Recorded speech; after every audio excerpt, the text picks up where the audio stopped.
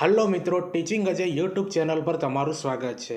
સૌથી પહેલાં તો મારે તમને એ બાબત જણાવી છે કે હવે 5-6 દિવસ બાકી છે અને આપણી મિત્રો ટેટ 1 સિરીઝ જે 2025ના અંદર આપણે ચાલુ કરી હતી એનું આ લાસ્ટમાં નંબરનું વિડીયો છે મિત્રો। હવે ટેટ 1 માટે કોઈ પણ વિડીયો નહીં આવે। તમને બધાને સૌથી પહેલાં તો મિત્રો બેસ્ટ ઓફ લક કહેવા માગું છું। 5 દિવસ પહેલાં બરોબર તમે જે તૈયારી કરી છે મિત્રો બહુ સારી કરેલી છે બરોબર। હવે આજનો વિડીયો એ છે મિત્રો કે ટેટ 1 માટે સ્પેશિયલ નવા અભ્યાસક્રમ આધારિત છેલ્લું રિવિઝન પ્રશ્નોત્તરી બરોબર। આપણે છેલ્લું રિવિઝન પ્રશ્નોત્તરીના આ ત્રીજા નંબરનો વિડીયો છે મિત્રો। અગાઉ 2 વિડીયો અપલોડ કરેલા છે, ના જોયા હોય તો જોઈ લેજો મિત્રો ચેનલ પર જઈને બરોબર। આના અંદર જે ક્વેશ્ચન આવશે ને મિત્રો એ થોડા યુનિક ક્વેશ્ચન હશે અને તમારી પરીક્ષાના અંદર પૂછાવાની સંભાવના રહેશે અને આ પ્રકારના વિડીયો બનાવવાના અંદર ઘણી બધી મહેનત બનતી હોય છે। એટલે ચેનલ ઉપર નવા હોય તો ચેનલને સબસ્ક્રાઈબ કરી દેજો અને આ વિડીયોની લિંક તમારા મિત્રોને શેર કરી દેજો। તો ચાલો મિત્રો આપણે ટેટ 1 માટે સ્પેશિયલ નવા અભ્યાસક્રમ આધારિત છેલ્લું રિવિઝન પ્રશ્નોત્તરી આપણે સારી રીતે સમજીએ અને આ તમારી ટેટ 1 સિરીઝનું છેલ્લામાં છેલ્લું વિડીયો છે। અને ફરીથી મિત્રો હું તમને કહી દઉં છું, બેસ્ટ ઓફ લક મિત્રો તમારી ટેટ 1ની પરીક્ષા જે 21 તારીખ છે એના માટે। પહેલા નંબરનો પ્રશ્ન આપણે સમજીએ મિત્રો। અહીંયા જે આ પ્રશ્નો લીધા છે શરૂઆતના એ બધા છે મિત્રો અંગ્રેજી પદ્ધતિશાસ્ત્રના અને આના અંદરથી ક્વેશ્ચન મિત્રો રહેશે।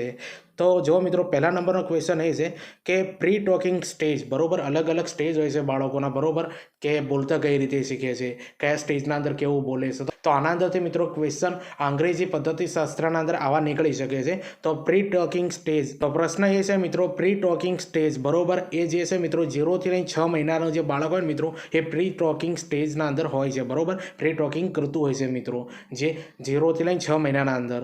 પછી બીજા નંબરનો જે ક્વેશ્ચન છે મિત્રો બબલિંગ સ્ટેજ, બબલિંગ સ્ટેજ આના અંદર મિત્રો 6 થી લઈને 8 મહિનાનું બાળક જે હોય છે મિત્રો એ બબલિંગ કરતું હોય છે બરોબર। એની જે ભાષાના અંદર વાત કરતું હોય એને બબલિંગ સ્ટેજ કહેવાય છે।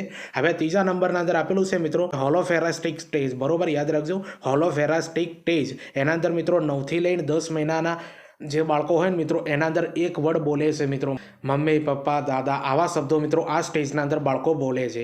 હવે ચોથા નંબરનો પ્રશ્ન સમજીએ ટુ વર્ડ બરોબર એ સ્ટેજ છે મિત્રો ટુ, એના અંદર 18 થી લઈને 24 મહિનાના બાળકો મિત્રો 2 શબ્દો બોલતા હોય છે બરોબર, ટુ વર્ડ બોલતા હોય છે। તો જો મિત્રો આ જે પ્રશ્નો છે સ્ટેજ આના અંદરથી ક્વેશ્ચન મિત્રો તમારી અંગ્રેજી પદ્ધતિ શાસ્ત્રના અંદર 100% મિત્રો આના અંદરથી 1-2 ક્વેશ્ચન હશે બરોબર।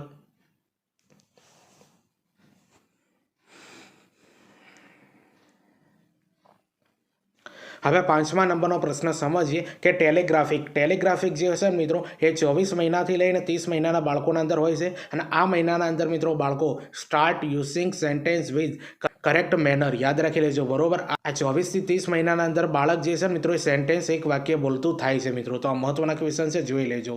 હવે 6થા નંબરનો પ્રશ્ન સમજીએ અ કોમન ડેવલપમેન્ટ રીડિંગ ડિસઓર્ડર બરોબર, યાદ રાખજો મિત્રો આને ડિસ્લેક્સિયા કહેવાય છે। રીડિંગ એટલે વાંચનને લગતી ખામી કઈ છે મિત્રો ડિસ્લેક્સિયા છે, યાદ રાખી લેજો।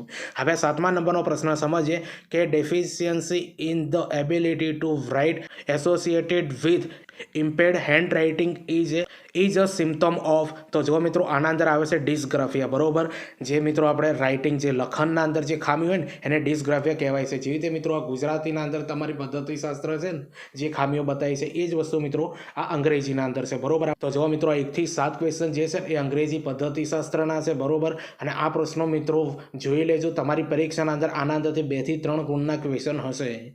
હવે 9મા નંબરનો પ્રશ્ન સમજીએ કે ઓઝોન સ્તર કયા વાતાવરણીય સ્તરમાં આવેલું છે, તો સ્ટ્રેટોસ્ફિયરના અંદર આવેલું છે બરોબર। ઓઝોન સ્તર કયા વાતાવરણીય સ્તરના અંદર આવેલું છે, સ્ટ્રેટોસ્ફિયરના અંદર। હવે 10મા નંબરનો પ્રશ્ન સમજીએ કે સામાજિક ભાષણમાં વિકાસનો કયો તબક્કો હોય છે, તો સામાજિક ભાષણોના અંદર વિકાસનો કયો તબક્કો હોય છે, જન્મથી 2 વર્ષનો તબક્કો હોય છે મિત્રો। આ પણ ક્વેશ્ચન મહત્વના છે।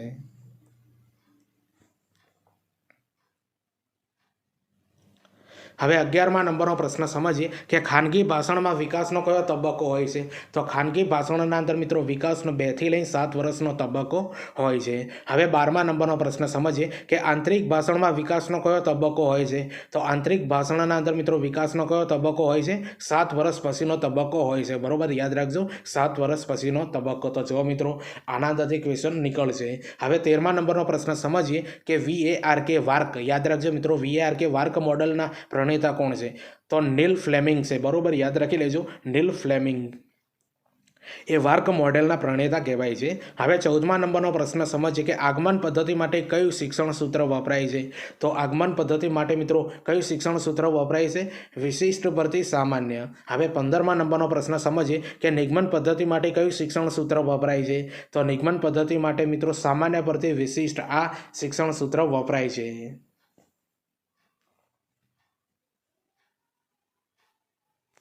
હવે 16મા નંબરનો પ્રશ્ન સમજીએ કે આગમન પદ્ધતિની મુખ્ય મર્યાદા કઈ છે. તો આગમન પદ્ધતિ જે છે મિત્રો એની મુખ્ય મર્યાદા છે કે સમય વધુ લાગે છે મિત્રો આના અંદર અને દઢીકરણ ન થાય. અને બીજી મહત્વની બાબત તમને જણાવી દઉં કે બાળકની ભૂમિકા આના અંદર સક્રિય સંશોધક તરીકે હોય છે મિત્રો આ આગમન પદ્ધતિના અંદર.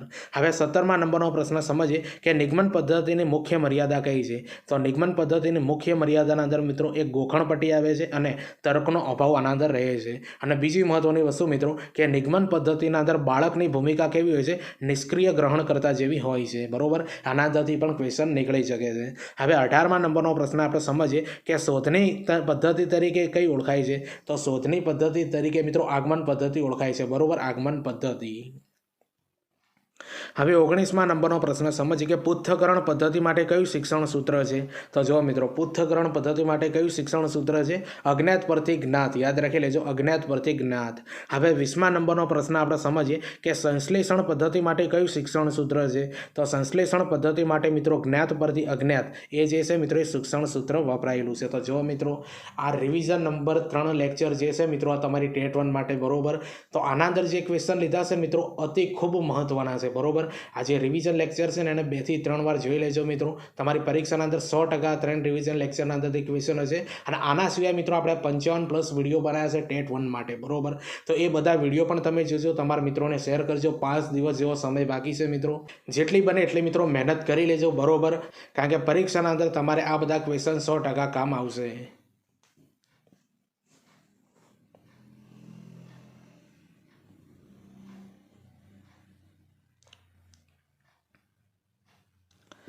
હવે 21મા નંબરનો પ્રશ્ન સમજીએ કે પ્રોજેક્ટ પદ્ધતિ શાના ઉપર ભાર મૂકે છે. તો પ્રોજેક્ટ પદ્ધતિ જે છે મિત્રો એ ક્રિયા દ્વારા શિક્ષણ ઉપર ભાર મૂકે છે. બરોબર, ક્રિયા દ્વારા શિક્ષણ. હવે 22મા નંબરનો પ્રશ્ન સમજીએ કે પ્રોજેક્ટ પદ્ધતિનો ખ્યાલ કોણે આપ્યો છે. તો વિલિયમ કિલપેટ્રિકે આપેલો છે. બરોબર, યાદ રાખી લેજો મિત્રો. આ તમને આના અંદર થોડું કન્ફ્યુઝન થતું હશે. પ્રોજેક્ટ પદ્ધતિનો ખ્યાલ કોને આપ્યો છે. બરોબર, પ્રોજેક્ટ પદ્ધતિના પિતા કોણ છે. તો આના અંદર મિત્રો 2 આવે છે. જ્યોન ડ્યુવી આવે છે. બરોબર, એમણે ખ્યાલ આપેલો છે. પણ વિલિયમ કિલપેટ્રિક જે છે મિત્રો એમને સ્વરૂપ આપેલું છે. એટલે જો મિત્રો ક્વેશ્ચન તમારે પૂછાય એનો ઓપ્શનના અંદર મિત્રો બંને આપ્યા હોય વિલિયમ કિલપેટ્રિક અને જ્યોન ડ્યુવી, તો આના અંદરથી મિત્રો સચોટ જવાબ જો આપવો હોય મિત્રો તો વિલિયમ કિલપેટ્રિક આપજો. બરોબર, કારણ કે સીટેટના અંદર આ જવાબ સાચો આપવામાં આવેલો છે. એટલે આટલું યાદ રાખજો. અને બાકી જ્યોન ડ્યુવી એકલું નામ આપેલું હોય તો એ જવાબ લખી દેવાનું જ્યોન ડ્યુવી. આટલું યાદ રાખજો મિત્રો, કારણ કે તમારું કન્ફ્યુઝન અહીંયા હું દૂર કરું છું. હવે 23મા નંબરનો પ્રશ્ન સમજીએ કે બાળક જન્મજાત ભાષા શીખવાની ક્ષમતા ધરાવે છે. શિક્ષકે માત્ર સમૃદ્ધ ભાષા કે વાતાવરણ પૂરું પાડવું જોઈએ. આ કથન કોનું છે. તો નોમ ચોમ્સ્કીનું મિત્રો આ કથન છે. બરોબર, પરીક્ષાના અંદર આવા ક્વેશ્ચન પૂછાઈ શકે. હવે 24મા નંબરનો પ્રશ્ન સમજીએ કે વિચાર ભાષાને પહેલા આવે છે, આ સ્વતંત્ર છે. બરોબર, યાદ રાખી લેજો મિત્રો, વિચાર ભાષાના પહેલા આવે છે અને આ સ્વતંત્ર છે. આ કથન કોનું છે. તો જીન પિયાજે મિત્રો આ કથન આપેલું છે. હવે 25મા નંબરનો પ્રશ્ન સમજીએ કે LAD, યાદ રાખજો, LAD નું પૂરું નામ જણાવો. તો લેંગ્વેજ એક્વિઝિશન ડિવાઇસ. આ પરીક્ષાના અંદર પૂછાઈ શકે છે કે LAD નું પૂરું નામ જણાવો. LAD, તો બરોબર, લેંગ્વેજ એક્વિઝિશન ડિવાઇસ. હવે 26મા નંબરનો પ્રશ્ન સમજીએ કે ZPDનું પૂરું નામ જણાવો. તો ZPDનું પૂરું નામ થાય છે મિત્રો ઝોન ઓફ પ્રોક્સિમલ ડેવલપમેન્ટ. યાદ રાખી લેજો. બરોબર, ઝોન ઓફ પ્રોક્સિમલ ડેવલપમેન્ટ. હવે 27મા નંબરનો પ્રશ્ન સમજીએ કે ADHDનું પૂરું નામ જણાવો. તો ADHDનું પૂરું નામ થાય છે મિત્રો અટેન્શન ડેફિસિયન્ટ હાઇપર એક્ટિવિટી ડિસઓર્ડર. યાદ રાખી લેજો, પરીક્ષાના અંદર પૂછાશે ADHDનું પૂરું નામ જણાવો. તો અટેન્શન ડેફિસિયન્ટ હાઇપર એક્ટિવિટી ડિસઓર્ડર. હવે 28મા નંબરનો પ્રશ્ન સમજીએ કે IEP, યાદ રાખજો, IEP નું પૂરું નામ જણાવો. તો ઇન્ડિવિજ્યુઅલ્ડ, યાદ રાખજો, ઇન્ડિવિજ્યુઅલ એજ્યુકેશન પ્રોગ્રામ. બરોબર, ઇન્ડિવિજ્યુઅલ એજ્યુકેશન પ્રોગ્રામ. હવે 29મા નંબરનો પ્રશ્નનો ખૂબ મહત્વનો પ્રશ્ન છે મિત્રો કે પોર્ટફોલિયો એટલે શું. તો વિદ્યાર્થીઓના કામનો સંગ્રહ. બરોબર, વિદ્યાર્થીઓ કેવું કામ કરે છે, ભણવામાં કેવો છે, બરોબર, એને કયા પ્રોજેક્ટ કર્યા છે, આ બધી માહિતી સંગ્રહ કરો ને મિત્રો એને પોર્ટફોલિયો કહેવાય છે. હવે 30મા નંબરનો પ્રશ્નનો ખૂબ ઇમ્પોર્ટન્ટ પ્રશ્ન છે મિત્રો, આ અંગ્રેજી પદ્ધતિશાસ્ત્રનો છે. આના અંદરથી 100% ક્વેશ્ચન હશે મિત્રો, લખવું હોય તો લખી દેજો. Which technique of reading is used to get at the gist of the text. બરોબર, તો આનો જવાબ આવશે મિત્રો સ્કીમિંગ. બરોબર, શું કહેવાય છે? સ્કીમિંગ. કોઈ પણ માહિતી મિત્રો, કોઈ પણ પુસ્તકે કોઈ પણ માહિતી મિત્રો તમે ઉપર વાંચી લો છો ને એનો અર્થ તમે સમજો છો ને મિત્રો, આને સ્કીમિંગ કહેવામાં આવે છે. બરોબર, આ પ્રશ્ન આવો કહે છે.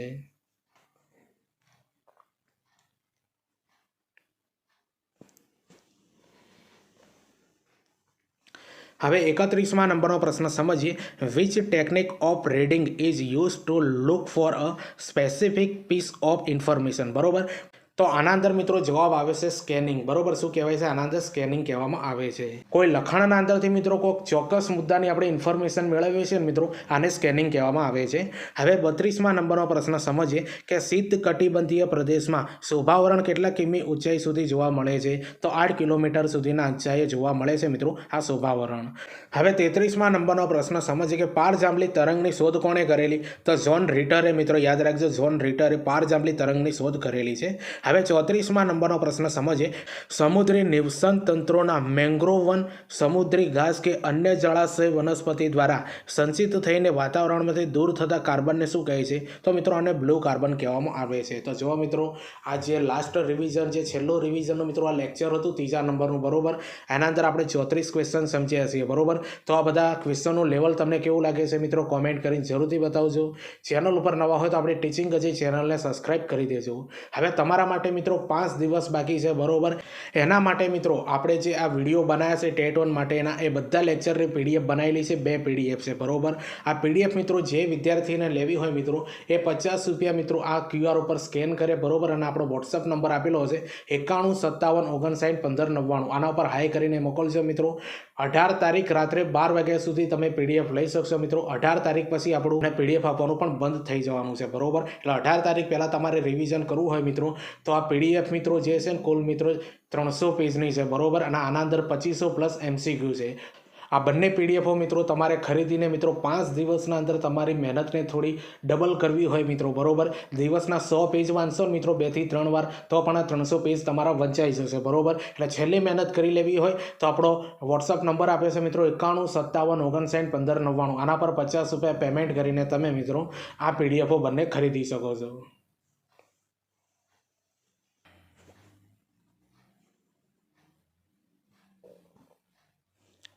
હવે 35મા નંબરનો પ્રશ્ન સમજીએ. કઈ સંસ્થા સંકટગ્રસ્ત જીવજંતુઓની એક યાદી તૈયાર કરી રેડ ડેટા બુક બહાર પાડે છે? તો IUCN. યાદ રાખજો મિત્રો, IUCN. હવે 36મા નંબરનો પ્રશ્ન સમજીએ કે પર્યાવરણને જાગૃતિ માટે ભરાયેલા સૌપ્રથમ સંમેલન કયું હતું? તો સ્કોટહોમ સંમેલન હતું મિત્રો, જે પર્યાવરણની જાગૃતિ માટે સૌપ્રથમ ભરાયું હતું. બરોબર, સ્કોટહોમ સંમેલન. હવે 37મા નંબરનો પ્રશ્ન સમજીએ કે વન્યજીવ સંરક્ષણ અધિનિયમ કઈ સાલમાં ઘડાયો? તો 1972 અંદર ઘડાયો હતો. હવે 38મા નંબરનો પ્રશ્ન સમજીએ કે જળ પ્રદૂષણ નિયંત્રણ કાયદો કઈ સાલમાં ઘડાયો? તો 1974 અંદર મિત્રો જળ પ્રદૂષણ નિયંત્રણ કાયદો ઘડાયો હતો. હવે 39મા નંબરનો પ્રશ્ન સમજીએ કે હવા પ્રદૂષણ નિયંત્રણ કાયદો કઈ સાલમાં ઘડાયો? તો 1981ના રોજ મિત્રો હવા પ્રદૂષણ નિયંત્રણ કાયદો ઘડાયો હતો. બરોબર, 1981ના રોજ.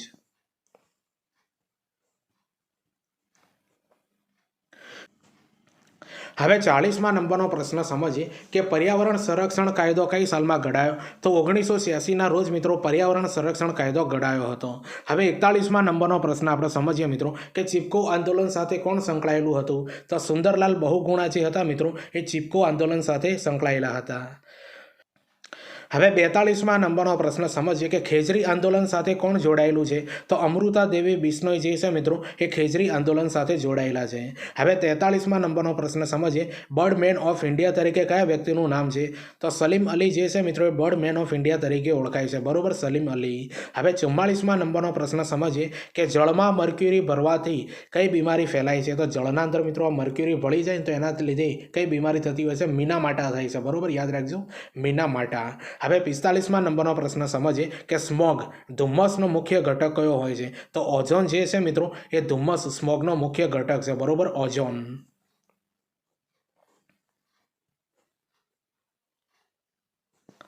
હવે 46મા નંબરનો પ્રશ્ન સમજીએ કે લક્ષણો આધારે તો બધા જ સજીવોને જુદા જુદા વર્ગોમાં વહેંચવાની કાર્ય પદ્ધતિના વિજ્ઞાનને શું કહે છે? તો મિત્રો આને ટેક્સોનોમી કહેવાય. શું કહેવાય? ટેક્સોનોમી.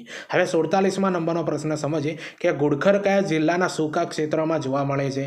તો કચ્છ અને સુરેન્દ્ર અને પાટણ. બરોબર, આ 3 જિલ્લાના મિત્રો સૂકા ક્ષેત્રોના અંદર ઘુડખર જોવા મળે છે. અને આ જે ક્વેશ્ચન છે ને મિત્રો, આ તમારી 6 થી 8ના અંદર જે વિજ્ઞાન અને સમાજ વિજ્ઞાન અને સામાજિક વિજ્ઞાનના અંદર મિત્રો વિજ્ઞાન પર્યાવરણના જે ટોપિક આપેલા છે ને એના અંદર આપેલું છે.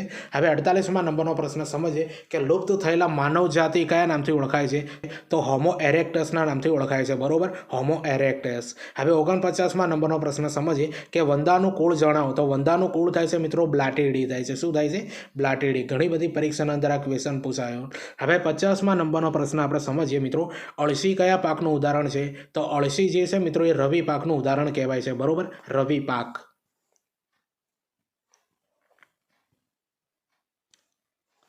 હવે 51મા નંબરનો પ્રશ્ન સમજીએ કે ભારતમાં આધુનિક લીલ વિદ્યાના પિતા તરીકે કોણ ઓળખાય છે? તો પ્રોફેસર આયંગર જે છે મિત્રો એ ભારતના અંદર આધુનિક લીલ વિદ્યાના પિતા તરીકે ઓળખાય છે. બરોબર, પ્રોફેસર આયંગર. હવે 52મા નંબરનો પ્રશ્ન સમજીએ કે ભારતમાં હવામાન ખાતાની મુખ્ય કચેરી ક્યાં આવેલી છે? તો જો મિત્રો ભારતના અંદર હવામાન ખાતાની મુખ્ય કચેરી એ દિલ્હીના અંદર આવેલી છે. બરોબર, ક્યાં આગળ આવેલી છે? દિલ્હીના અંદર.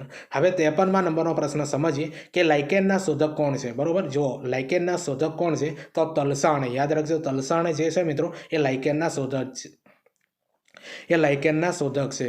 હવે 54મા નંબરનો પ્રશ્ન સમજીએ કે ભારતમાં ભૂતાપીય ઉર્જા પ્લાન્ટ ક્યાં સ્થિત છે? તો મણિકરણ અને પુગાઘાટી. યાદ રાખી લેજો, મણિકરણ અને પુગાઘાટીના અંદર ભારતમાં ભૂતાપીય ઉર્જા પ્લાન્ટ સ્થિત છે. હવે 55મા નંબરનો પ્રશ્ન સમજીએ કે નબળા પ્રકાંડવાળી વનસ્પતિ જે ટટ્ટાર રહી શકતી નથી પરંતુ જમીન પર ફેલાય તેને શું કહે છે? તો મિત્રો આને ભ્રૂપ્રસરી કહેવામાં આવે છે. તો જો મિત્રો આ બધા ક્વેશ્ચન જે છે ને એ પર્યાવરણ જે છે ને મિત્રો વિષય વસ્તુના ક્વેશ્ચન છે. બરોબર, જે ધોરણ 6 થી લઈ 10 સુધીના અંદર મહત્વના જે આવે છે ને આના અંદર લીધેલા છે મિત્રો. બરોબર, અગાઉ પણ ભણાયેલા છે પણ ફરીથી રિવિઝન માટે મિત્રો મેં આના અંદર લઈ લીધા છે. એટલે આ વિડીયો ગમતું હોય તો લાઇક, શેર, કોમેન્ટ કરી દેજો. અને હા, આપણી ટીચિંગ કજે ચેનલ પર નવા હો તો ચેનલને પણ સબસ્ક્રાઈબ કરી દેજો.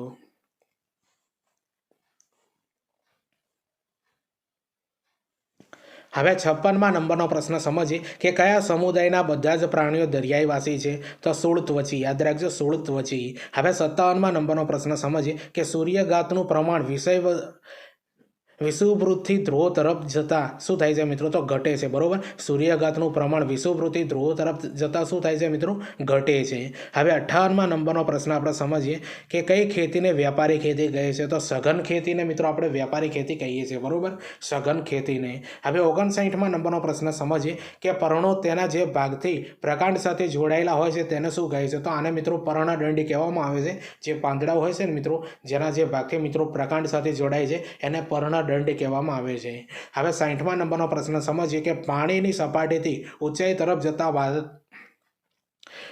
તરફ જતા વાતાવરણનું દબાણ કેવું થાય છે? તો મિત્રો ઘટતું હોય છે. બરોબર, પૃથ્વીની સપાટીથી ઊંચાઈ તરફ જતા વાતાવરણનું દબાણ કેવું થાય છે મિત્રો? ઘટે છે. હવે 61મા નંબરનો પ્રશ્ન સમજીએ કે વનસ્પતિમાં ક્લોરોફિલની રચનામાં કયું તત્વ અનિવાર્ય છે? તો વનસ્પતિમાં ક્લોરોફિલની રચનામાં કયું તત્વ અનિવાર્ય છે? મેગ્નેશિયમ. યાદ રાખી લેજો, મેગ્નેશિયમ.